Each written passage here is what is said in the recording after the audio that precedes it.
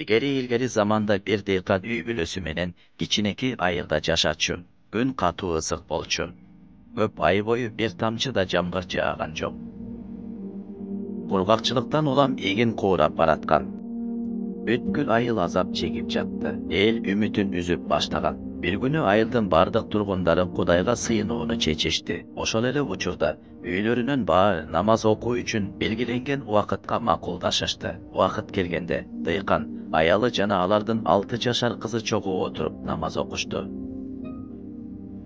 Колун кошуруп, дирилдеген үнү менен дыйкан мындай деп тиленди. О жараткан, мен сенин балдарыңдын тиленүүлөрүн угасың деп уктум. Эгиндерибиз куурап баратат. Суранам, жакында жамгыр жаадыр. Биз аман калалы. Аялы унчукпай тиленди. Кичинекей кыз да көзүн жумуп, Кудайым, атам абдан капа болуп жатат, деди. Сен баарын кыла аласың. Суранам, биздин айылга жамгыр жаадыр. Намаз окуп бүткөндөн кийин дыйкан талаага кетүүгө турду. Ал чыгып баратканда кызы, ата, кайда бара жатасыз, деп сурады. Мен фермага жумуш кылуу үчүн бара жатам, деп жооп берди ал. Кыз тез эле чуркап келип, кол чатырды кармап кайтып келди. Атасы таң калды.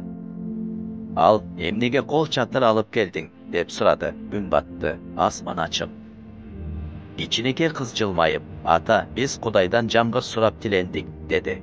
Эгер азыр жамгыр жааса, биз суу болуп калабыз. Ошондуктан мен кол чатырды алып келдим. Дыйкан кыймылсыз турду. Ал кол чатырды, анан асманды карады. Булут жок болчу. Ошентсе да кызы ишенди. Ал анын бейкүнөө жүзүн карап, жүрөгүндө бир нерсе козголгонун сезди. Ага бир ой келди. Намаз окуу жакшы, бирок андан да маанилүүсү тилегиңдин аткарыларына ишенүү жана ага жараша иш кылуу. Ал кызын кучагына көтөрүп, чекесинен өп, кол чатырды көтөрүп фермага жөнөдү. Ошол түнү жамгыр жаады. Жөн эле жамгыр жааган жок. Мурда болуп көрбөгөндөй нөшөрлөп жаады. Окуянын моралы. Бул окуя бизге ишенимдин чыныгы маанисин үйрөтөт. Көбүнчө көйгөйлөргө туш болгондо биз намаз окуйбуз, бирок тереңде шек санайбыз.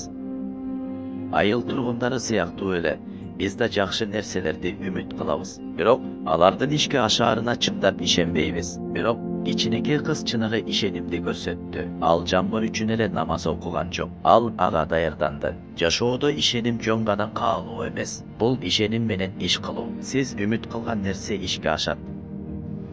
Жүрөгүңүздө ишеним менен кандайдыр бир сапарга чыксаңыз, аракеттериңиз күчтүүрөөк, натыйжаларыңыз жаркыныраак болот.